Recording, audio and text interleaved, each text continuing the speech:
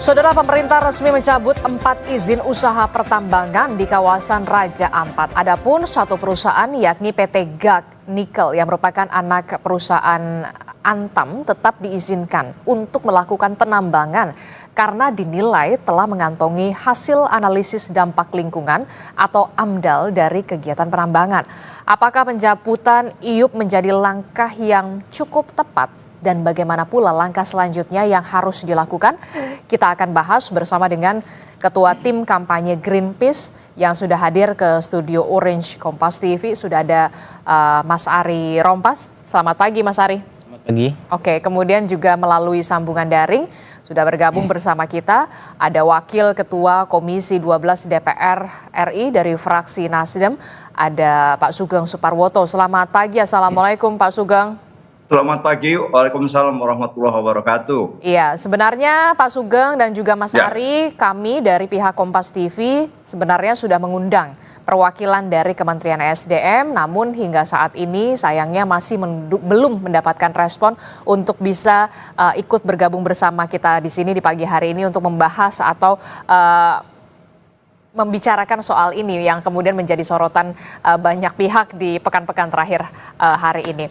Saya ke Mas Ari dulu, Mas Ari dari Greenpeace. Ini kita lihat ya, ironi tambang nikel di Raja Ampat begitu ya.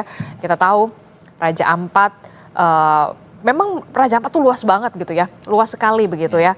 Bahkan dikatakan surga dunia yang terakhir ya. Itulah ya. Namun kemudian ada sedikit kemarin menjadi sorotan dan sampai akhirnya pemerintah mencabut izin usaha pertambangan terhadap 4 perusahaan. Tapi kemudian yang menjadi pertanyaan, nah satu perusahaan yang justru menjadi sorotan hanya mendapatkan pengawasan khusus ya. Tidak dicabut izinnya. Nah kalau dari Greenpeace sendiri, apakah ini sudah tepat atau belum sebenarnya? Iya, kalau kita bisa lihat ya dari sisi lingkungan bahwa keputusan pencabutan izin dari 4 izin, tapi PT GAC tidak dicabut, saya kira itu tidak menggambarkan bahwa pengambilan keputusan itu berdasarkan pada persoalan-persoalan lingkungan gitu salah satunya. Karena PT GAC ini menjadi bagian dari ekosistem di Raja Ampat gitu.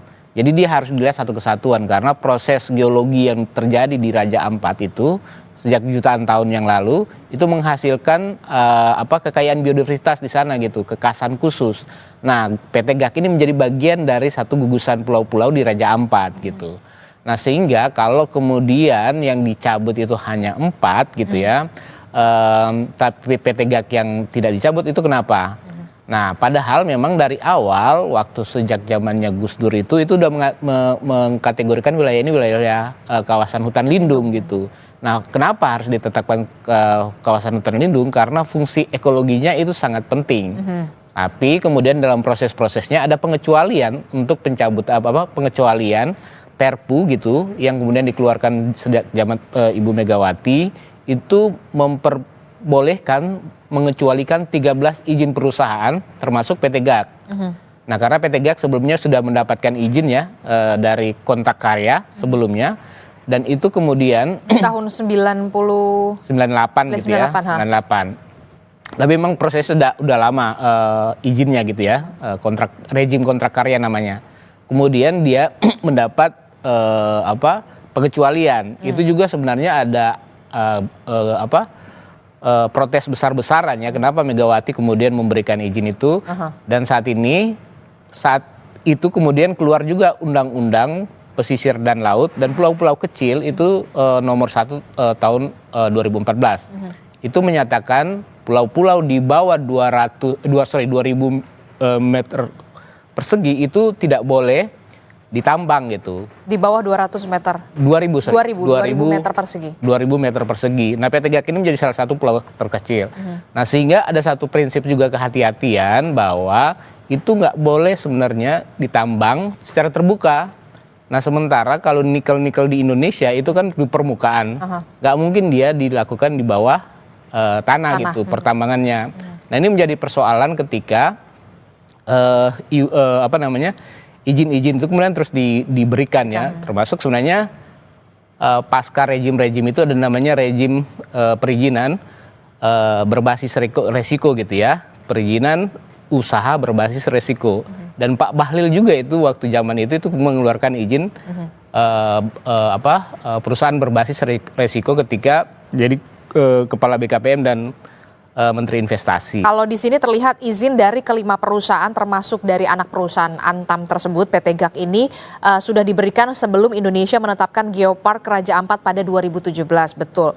Namun kemudian kawasan Kepulauan Kars di Papua Barat Daya kemudian diakui oleh UNESCO ini sebagai Global Geopark ini pada bulan Mei 2023. Nah, jadi kalau dari sisi peraturan sebenarnya dari payung hukum, masyarakat pasti bingung sebenarnya. Jadi payung hukumnya, landasannya itu sebenarnya mengikuti acuannya yang mana? Itu yang kemudian jadi pertanyaan kan? Ya.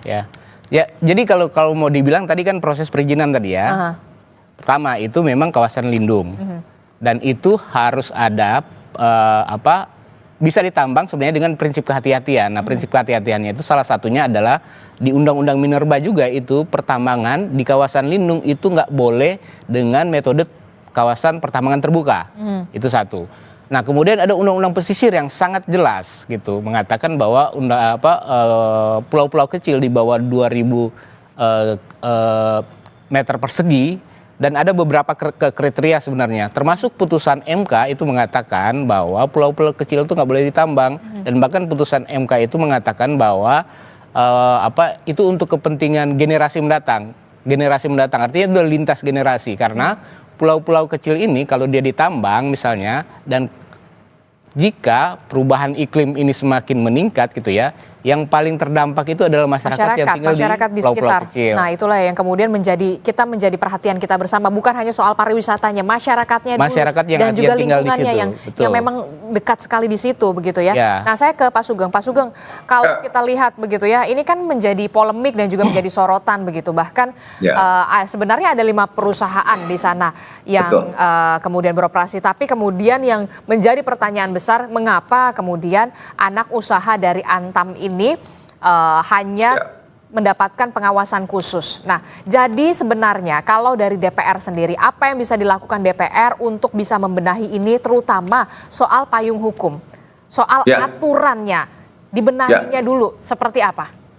Ya, jadi betul sebagaimana disampaikan dari, siapa tadi namanya dari Mas Ari. Mas Ari dari Greenpeace tadi, memang sempat ada keluar peraturan pemerintah gitu, jadi yang menyatakan bahwa ada 13 izin usaha pertambangan yang dikecualikan untuk dapat tetap beroperasi karena ini adalah rejim PKP 2B, yakni waktu itu perpanjangan dengan syarat. Nah, terlebih-lebih ketika Undang-Undang Nomor 3 Tahun 2020 itu syaratnya lebih ketat lagi, ada syarat reklamasi, syarat dan sebagainya.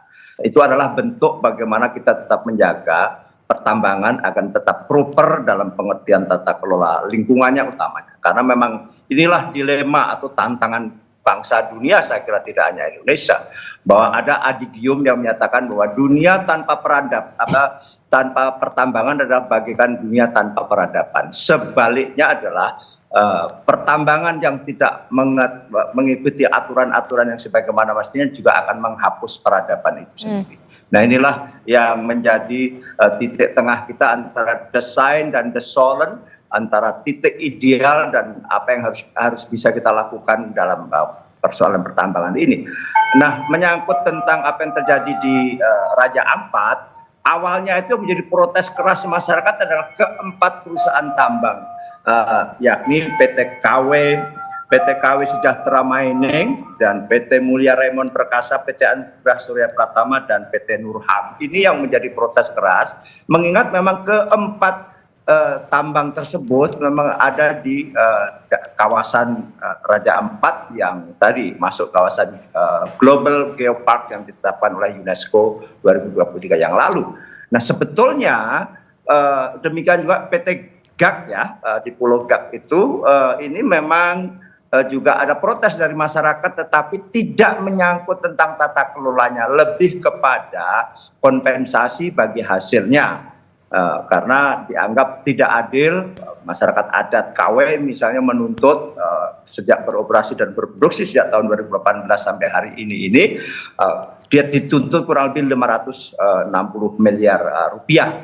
Itu yang menjadi isu, dan juga memang ada perbaikan-perbaikan lingkungan. Tetapi secara keseluruhan, karena memang PT GAC ini adalah awalnya adalah joint venture antara BHP Billiton Australia Mining Nickel dengan PT Antam. Dulu justru Australia menguasai 75%, Antam hanya 25%. Tapi tahun 2008 Billiton ini mundur dan PT Antam sekarang sudah menguasai 100%. Dan bahkan lantas tata kelolanya memang berdasarkan riset yang dilakukan oleh PT Billiton waktu itu dengan syarat pertambangan yang sangat ketat.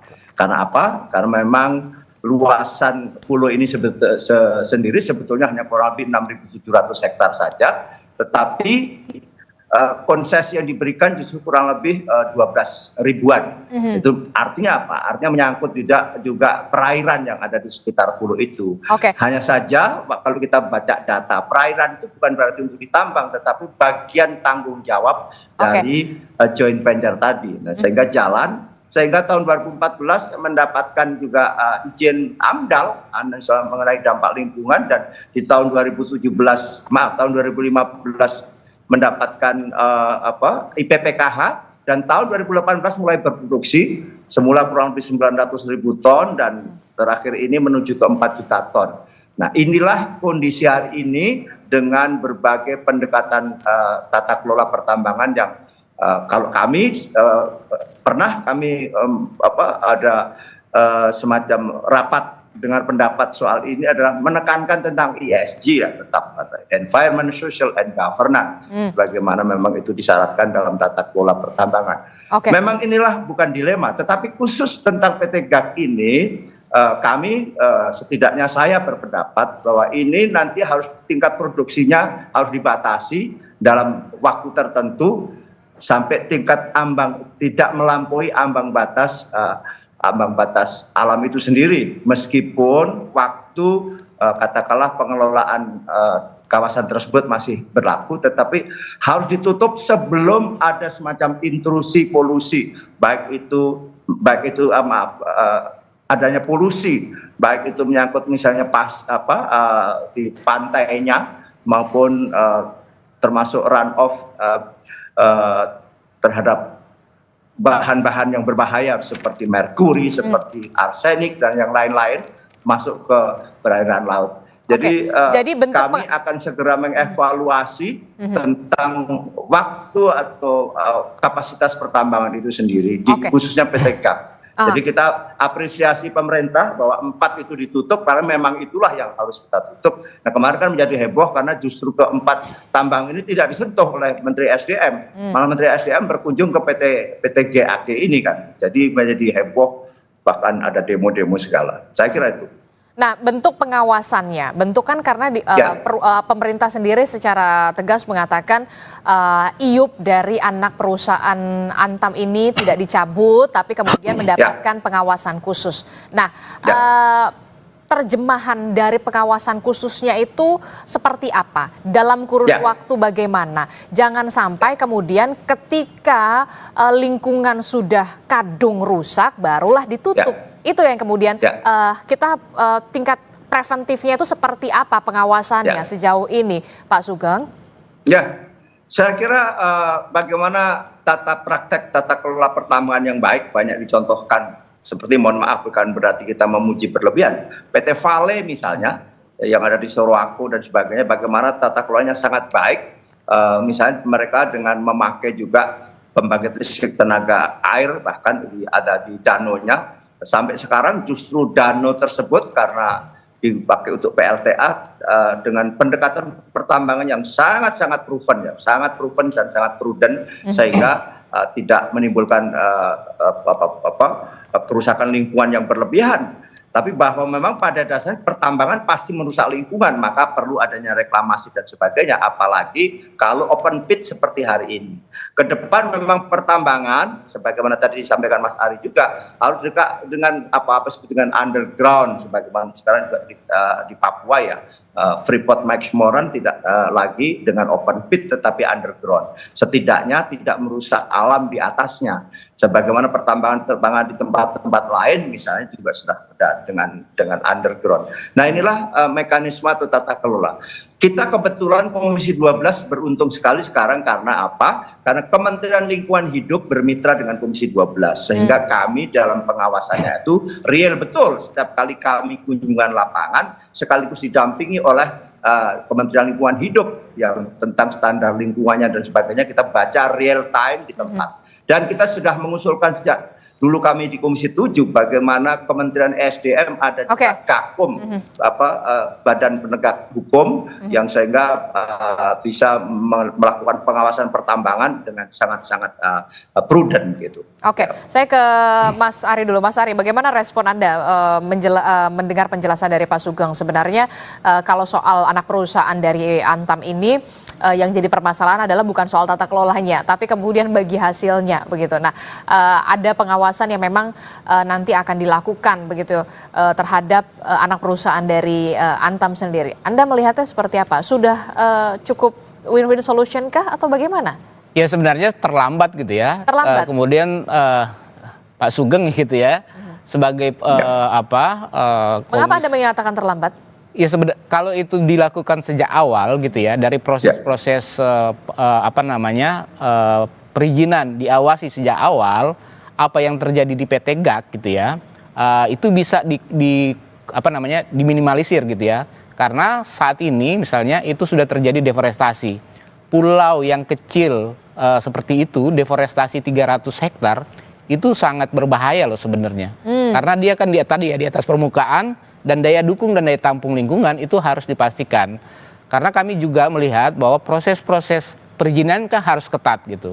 Dan seharusnya ini juga diinformasikan, karena kami tanya waktu mencari data PT AMDAL, PT GAK ini katanya lagi dipinjam sama Polres gitu.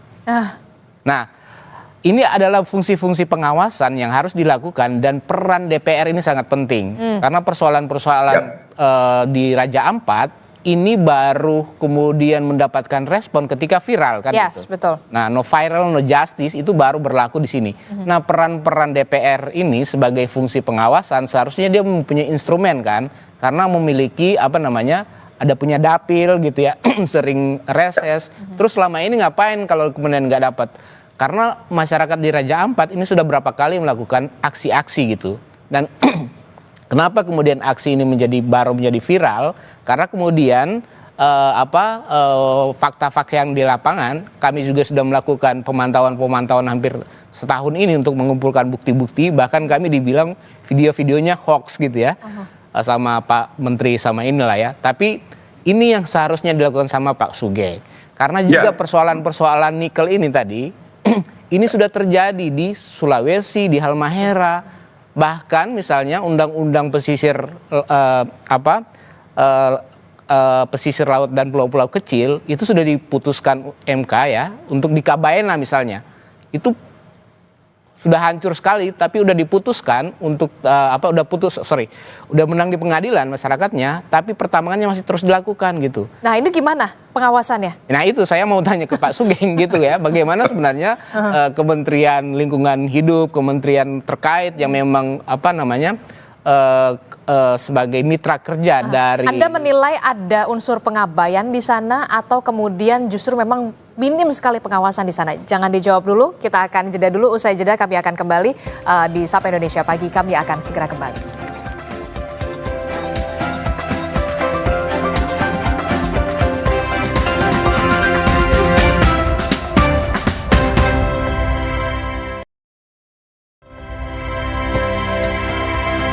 Terima kasih Anda masih bersama kami di Sapa Indonesia Pagi. Saudara, kita masih membahas soal bagaimana pertambangan yang kemudian menjadi sorotan publik, terutama yang dilakukan di Raja Ampat, ironi tambang nikel di Raja Ampat, dan beberapa warga Pulau GAK mengatakan tidak merasa terganggu dengan aktivitas pertambangan di Pulau Gak. Justru warga mengaku terbantu dengan adanya perusahaan tambang yang beroperasi di Pulau Gak, baik dari segi ekonomi maupun pendidikan.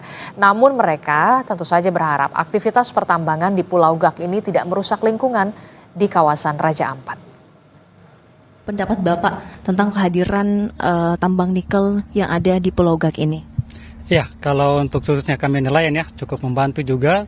Terkadang dari PT Gak Nikel juga memberikan kami alat tangkap, kemudian mereka juga memberikan kita mengambil kita punya hasil tangkapan juga diambil langsung oleh PT Gak Nikel. Jadi kita tidak perlu pergi jual-jual di terlalu jauh lagi sampai ke kabupaten dengan jarak yang terlalu jauh. Banyak yang takut Pak, katanya warga lokal yang ada di sini bisa terdampak sama aktivitas nikel. Apakah teman-teman nelayan juga merasakan itu atau tidak? Oh, kalau sampai dengan saat ini tidak. Kita aman-aman saja. Oh, tidak terganggu karena saya nih sebelum lahir itu perusahaan sudah ada di Pulau Gak sampai sekarang. Semua kehidupan masyarakat di sini karena dia membantu dari masalah pendidikan, semuanya tuh tergantung dengan perusahaan. Nah, ini bagaimana kita masih membahasnya, ironi tambang nikel di Raja Ampat. Saya ke Greenpeace dulu. Nah, kalau dari masyarakat sekitar di sana, begitu aktivitas pertambangan tidak terlalu mengganggu lingkungan dan segala macam. Tapi kemudian masih berharap jangan sampai kemudian bisa merusak lingkungan, begitu ya. Nah, kalau dari Greenpeace sendiri, temuannya, poin krusialnya soal kerusakan lingkungan yang sudah terjadi di kawasan Raja Ampat ini akibat pertambangan nikel ini seperti apa? Yang sudah memprihatinkan. Jadi kita melihat soal dampak langsung gitu ya, dampak langsung direct impact itu adalah salah satunya adalah soal deforestasi. Deforestasi yang tadi Anda Deforestasi sebutkan. dari 3 perusahaan sudah aktif melakukan pertambangan terbuka di Raja Ampat, itu PT Gak itu paling besar, sekitar 300 hektar gitu ya. Justru itu paling besar, 300 Paling besar, hektar. karena dia dibandingkan dengan 4 perusahaan lainnya. Dibandingkan dengan 4 perusahaan lainnya. Dibanding Pulau KW sama Pulau Manuran.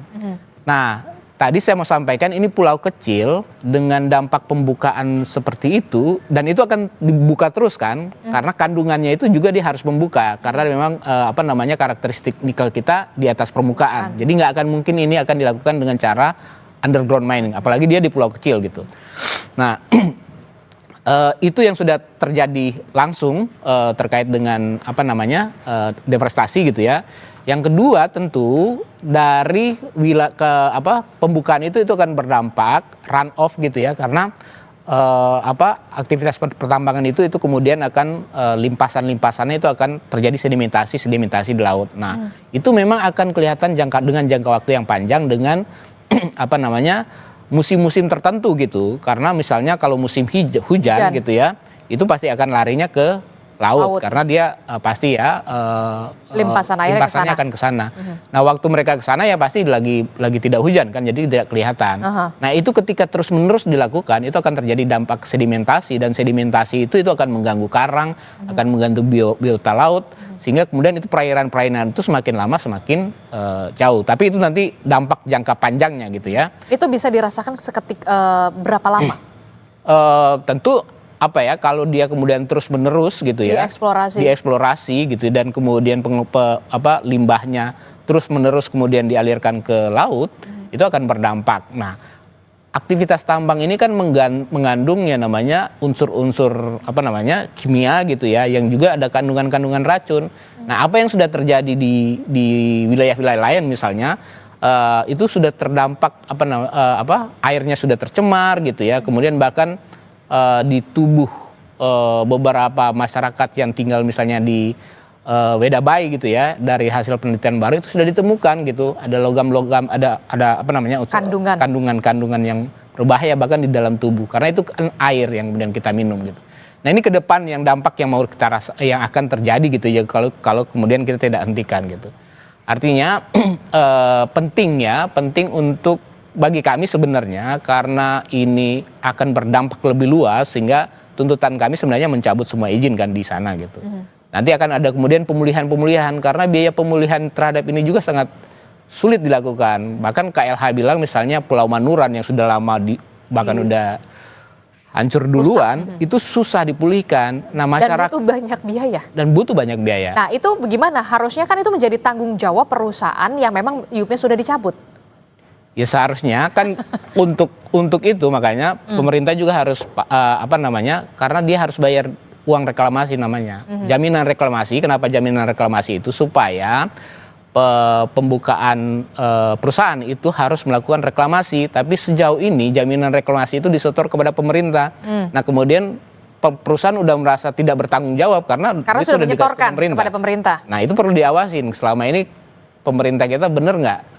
Nah dengan pemerintah yang kita yang masih dengan korup yang masih tinggi, Fakta di lapangannya fakta seperti di apa? lapangan seperti ya kalau kita lihat di wilayah-wilayah lain, misalnya yang di Sulawesi, di Halmahera, itu reklamasinya tidak pernah terjadi karena secara teknologi misalnya, apalagi di pulau kecil ya, ini tanahnya diambil, ore nikelnya dibawa pergi, terus mau menutupin tanah yang sudah diambil itu dari mana? Ngambil dari pulau lain. Nah itu yang kemudian secara teknologi itu kemudian diakal-akalin gitu ya, bahwa ada pertambangan berkelanjutan di pulau kecil.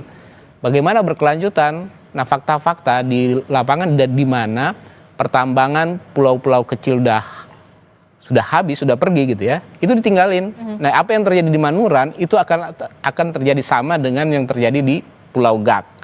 Nah masyarakat yang tinggal di sana mungkin saat ini mereka mendapatkan manfaat ekonomi, tapi kedepannya seperti apa? Sehingga kemudian yang dibangun dalam konteks perekonomian itu bukan industri ekstraktif yang mengandalkan ekstraksi alam yang kemudian berdampak pada kerusakan alam, ini yang sebenarnya harus dihindari.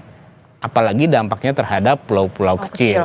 Apa yang bisa dilakukan oleh pemerintah pusat dan juga pengawasan seperti apa yang diharapkan oleh Greenpeace dan juga supaya ini betul-betul bisa menjadi catatan serius begitu ya soal pertambangan nikel di Raja Ampat ini menurut Anda? Dari pertama deh dari soal pengawasannya dulu dari DPR, termasuk soal perizinannya, aturan hukumnya, payung hukumnya, apa yang bisa dilakukan sebenarnya? Pertama gini ya, besok kami akan merilis laporan lebih lengkap sebenarnya, bahwa pertambangan di Raja Ampat sebenarnya bukan cuma 5. Ada 11 izin yang ada di sana dan itu potensial diaktifkan. Nah ini yang penting dilihat untuk di Raja Ampat, dan 4 yang dicabut ini termasuk PT GAK yang tidak dicabut itu adalah perusahaan yang aktif di sana. Nah, pengawasan apa yang harus dilakukan? Sebenarnya kan kalau kita lihat banyak aturan-aturan yang sudah diprasyaratkan gitu. Tapi selamanya ini selalu sektoral. Nah, kalau tidak Presiden Prabowo juga yang turun tangan itu berkelahi itu. Karena satu menemukan bukti, yang satu bilang tidak menemukan bukti. Gak ada apa-apa. Makanya itu inilah kemudian persoalan-persoalan yang serius Pak Sugeng.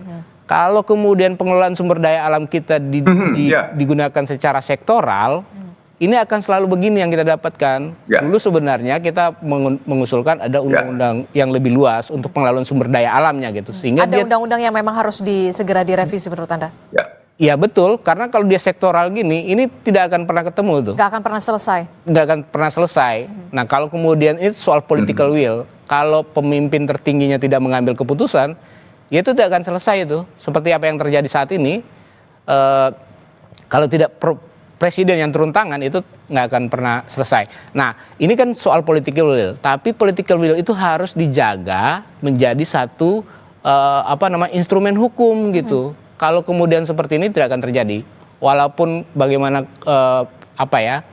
pengawasan yang dilakukan oleh kementerian atau DPR itu sifatnya akan sektoral gitu, ngomong sama Menteri Lingkungan, ngomong sama Menteri SDM, ngomong sama Menteri Kelautan, ngomong sama Menteri Kehutanan.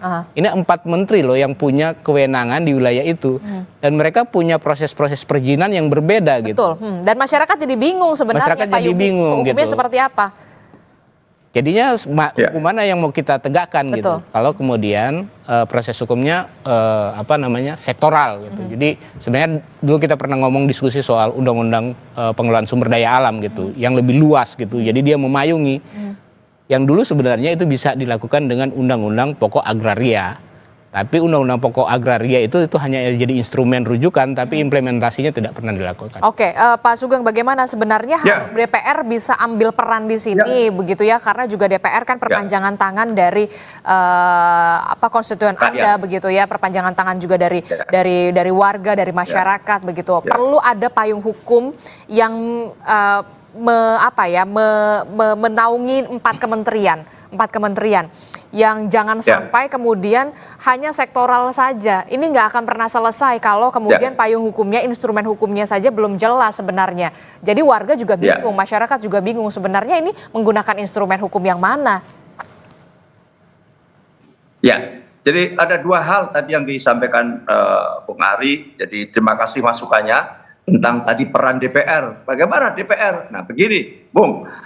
Kebetulan saya dari fraksi Partai Nasdem, kami ini punya anggota DPR dari Papua Barat Daya, yakni saudara Riko Sia. Nah, dia adalah yang selama ini justru menampung aspirasi masyarakat itu yang protes terhadap ke-4 tambang tadi. Kemarin itu kunjungan menteri itu tidak menyentuh ke-4 perusahaan tambang ini, justru datang ke PT GAG yang meskipun menurut catatan Bung Ari tadi atau Greenpeace, karena memang melakukan pembukaan betul, karena ke-4 tambang ini baru eksplorasi belum produksi, tapi ini ada di wilayah Geopark tadi justru. Nah itu justru sedang kita bawa ke Jakarta untuk kita proses. Dan kita akan melakukan kunjungan ke lapangan dari aspirasi daerah ya, dari anggota DPR kami. Bahkan kami di Komisi 12 sudah ada semacam commander call. Ini sebelum rame loh, sebelum jadi viral. Kebetulan kita lagi reses, kita sebenarnya mau mengunjungi atau mau cek ke lapangan, kunjungan lapangan Komisi 12, bahkan kita sudah tunjuk waktu itu yang memimpin adalah Pak Bambang Haryadi dari fraksi Gerindra untuk mengunjungi lapangan. Tapi lantas lebih dulu Pak Bahlil berkunjung ke lapangan, lantas menjadi heboh gitu loh. Jadi viralnya setelah Pak heboh. Tetapi pada dasarnya karena kami masing-masing kan punya keterbatasan. Tapi sekali lagi terima kasih masukannya, dan itulah kami dalam pengawasan selama ini. Kami hanya pengawasan melalui RDP ya, kalau pengawasan lapangan, karena selama ini misalnya Kementerian Lingkungan Hidup tidak kepada kami. Sementara juga di Kementerian SDM pengawasannya tuh Irjen itu lebih pengawasan internal, tata kelola birokrasi dan sebagainya. Tata kelola pertambangan yang lebih luas di lapangan tidak punya juga dia istilahnya instansi yang langsung begitu. Maka kami mengusulkan ada Gakum, ada Dirjen Gakum di Kementerian SDM, sehingga dengan Kementerian Lingkungan Hidup lantas menjadi sangat komprehensif dalam pengawasan di lapangan, sekali lagi ya, dalam praktek. Kenapa? Karena memang aturan-aturannya sih semuanya sudah ada tadi. Undang-undang tentang pulau-pulau kecil itu jelas melarang kalau di bawah 2000 km persegi tidak boleh ditambang dan sebagainya, dan undang-undang pantai misalnya juga demikian.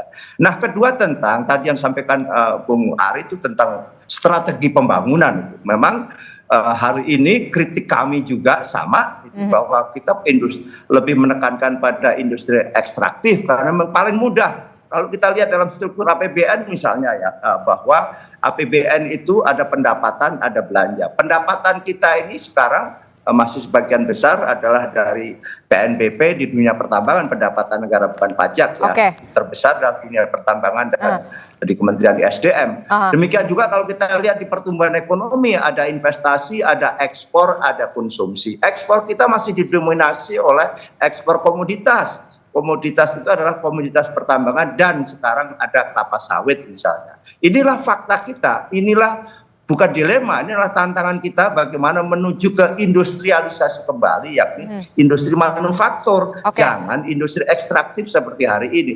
Itu sama, itu kritik kita, tetapi itulah faktanya. Rejim, baik utamanya Pak Rejim Jokowi, yang dimaksud dengan hilirisasi itu apa sih? Hilirisasi hanya untuk merubah ore menjadi misalnya NPI, nickel pig iron, ada nikel mate saja, dan itu sudah diekspor. Tanpa ada sentuhan teknologi lebih lanjut, mestinya Indonesia menjadi pusat industri baterai dunia. Aha. Karena 76% baterai itu adalah dari nikel, dan sementara Indonesia menguasai 42% nikel dunia. Bahkan dalam pasar dunia sekarang, Indonesia menguasai 52% nikel dunia, sehingga sekarang oversupply ya, sehingga harga nikel sedang turun. Iya, lagi anjlok banget. Nah, kalau bicara soal ini panjang juga. Itu akan semakin panjang pastinya ya, karena memang harga nikel faktanya juga sekarang lagi turun begitu ya, Pak Sugeng. Tapi kemudian begini, dengan adanya semakin terupnya begitu ya, semakin menjadi sorotan kali ini begitu ya, DPR apakah akan nanti dalam waktu dekat menggelar audiensi juga bersama dengan juga tidak hanya dengan Greenpeace, juga mungkin dari pemerhati lingkungan yang lainnya, WALI dan segala macam, termasuk juga mengundang juga beberapa kementerian sebagai mitra Anda untuk bisa kemudian win-win solution itu seperti apa sih nanti ke depannya? Apakah memang ada rencana ke situ dalam waktu dekat? Pak Sugeng, singkat saja. Dipastikan ada gitu, karena kami memang itulah kami gitu, Pak. Tidak ada masalah yang mengemuka seperti hari ini. Kami selalu dengan Kementerian SDM misalnya, dengan juga pemangku kepentingan lain, misalnya beberapa waktu lalu sampai kita tentang kualitas udara kita. Apalagi kita kan sepakat ya menandatangani Paris Agreement, kita sepakat untuk menekan emisi pada tingkat tertentu dan net zero emission di tahun 2060 atau lebih cepat. Artinya seluruh praktek pembangunan itu harus mengacu ke sana, baik di sektor energi, sektor pertambangan sekalipun, itu parameternya itu. Saya kira, nah nanti mungkin kita akan bicara panjang lebar juga dengan Greenpeace, dan kami pernah juga dengan Greenpeace di tahun 2000 beberapa waktu lalu lah ya, dan kita sangat-sangat terbuka. Saya dengan senang hati menerima masukan dan bahkan mungkin kritik gitu. Oke, tentu saja kita harapkan masukan-masukan dari Greenpeace dan juga pemerhati lingkungan yang lain juga bisa menjadi pertimbangan juga dalam pengambilan keputusan di DPR selanjutnya begitu, karena DPR memang perpanjangan aspirasi dari masyarakat. Terakhir saya mau mengatakan mempertanyakan ke Mas Ari. Mas Ari, secara jangka pendek begitu apa yang bisa dilakukan oleh DPR, pemerintah pusat, secara jangka panjang apa yang harus dilakukan?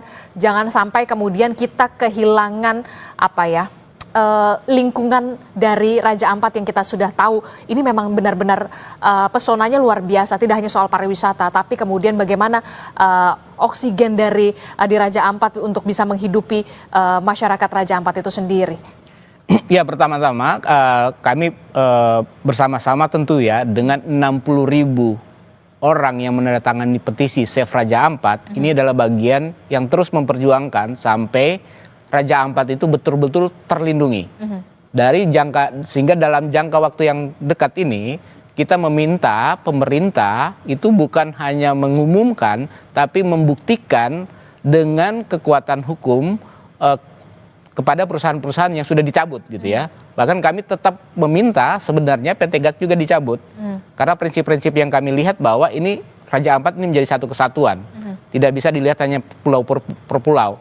Nah, sehingga kemudian dalam jangka waktu yang pendek ini kami terus memantau gitu ya, dan akan terus berjuang. Greenpeace bersama masyarakat di Raja Ampat dan 60.000 orang yang kemudian menandatangani petisi ini akan terus berjuang untuk memastikan perlindungan total terhadap wilayah Raja Ampat. Yang kedua memang selain itu kami meminta sebenarnya kebetulan ada Pak Sugeng gini ya, untuk sama-sama kita melihat, mengevaluasi kembali yang namanya kebijakan hilirisasi, karena itu bukan hanya di Raja Ampat. Raja Ampat ini hanya pemicu saja untuk melihat lebih dalam apa yang terjadi di Halmahera, di Sulawesi, bahkan di seluruh pulau-pulau kecil di Indonesia. Ada 160 berapa pulau-pulau kecil yang juga memang sudah terancam. Nah, itu yang lebih menyeluruh bisa dilihat dan bisa dilakukan, karena kita harus memastikan bahwa persoalan-persoalan di Raja Ampat ini adalah bagian juga yang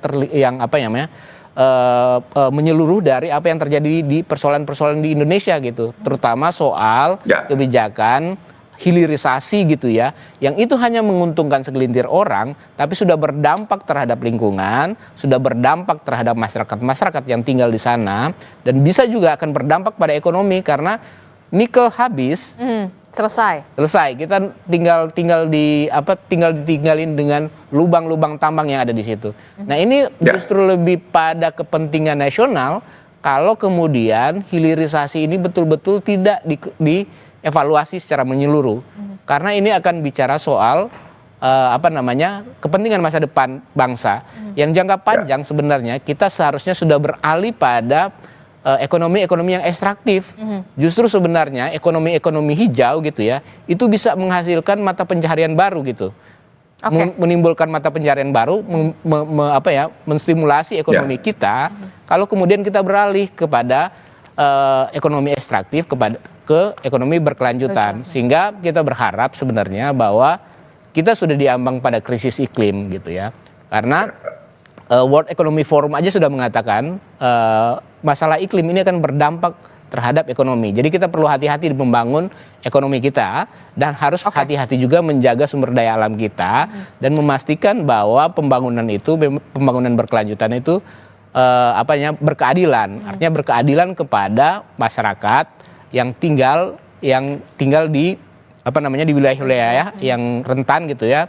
Dan juga harus memastikan kepentingan-kepentingan oligarki itu bisa dipangkas gitu. Oke, dan kita pastikan juga kita akan kawal terus ini Pak Sugeng dan juga Mas Ari begitu ya, jangan sampai kemudian saya mungkin ada beberapa kalimat saja. Oke, singkat saja Saya setuju dengan pandangan Bung Ari bagaimana sustainable development kita tekankan ya, di ekonomi hijau, dan itulah kami di Komisi 12 sejak Komisi 7, bahkan saya memimpin Komisi 7, bagaimana, tetapi inilah dilema kita antara sektor fosil dengan juga ekstraktif tadi, ekonomi ekstraktif yang sekarang dominan, karena memang itu paling mudah untuk mendapat uang, termasuk negara ini gitu loh. Mohon maaf, pemerintahan yang lalu itu begitu mudahnya memberi izin smelter, dan hari ini bisa kita rasakan karena kita tidak melalui proses industrialisasi, industri manufaktur terus turun dalam PDB kita. Sekarang tinggal 18% misalnya, meskipun ada yang ngomong loh, Cina dan Amerika juga tidak setinggi dulu, betul, karena mereka sudah melampaui tahapan tertentu industrialisasi, maka mereka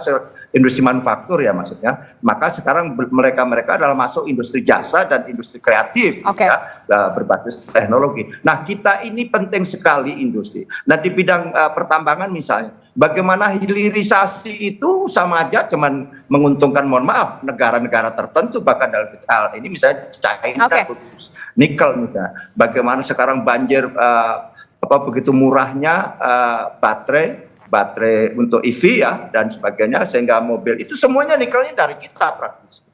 Nah, inilah kita harus menyusun kembali tentang strategi pembangunan kita dengan mengedepankan adalah industrialisasi, bukan hilirisasi gitu. Kalau hilirisasi ya seperti hari ini yang terjadi. Saya kira itu sebagai diskusi panjang nanti selanjutnya. Nah, itu dia yang nanti kita harus didiskusikan lebih lanjut. Kita nantikan akan ada diskusi yang kemudian lebih lanjut, lebih komprehensif lagi. Kita juga mengajukan agar kita ada audit total ya terhadap smelter kita. Audit total ini sudah kita dalam RDP beberapa kali kita ajukan, waktu itu sempat kita bersitegang dengan beberapa menteri tertentu lah yang mereka tidak menghendaki audit total tentang smelter misalnya. Dan seterusnya. Kita dukung terus ya Pak, sepanjang kemudian ini bisa berdampak pada lingkungan dan juga masyarakat untuk bisa yang lebih baik. Kita harapkan Raja Ampat ini memang untuk Indonesia, untuk masyarakat Raja Ampat, bukan untuk kepentingan-kepentingan di luar itu pastinya. Jangan sampai warisan Raja Ampat ini terhadap anak cucu kita nanti hanya tinggal kenangan saja. Terima kasih Pak Sugeng Suparwoto dari Komisi 12 DPR RI telah bergabung bersama kami. Kemudian ada Mas Ari Rompas juga dari Greenpeace telah bergabung bersama kami. Selamat pagi Bapak-bapak, sehat selalu. Assalamualaikum. Pagi Bung Ari, Waalaikumsalam warahmatullahi wabarakatuh.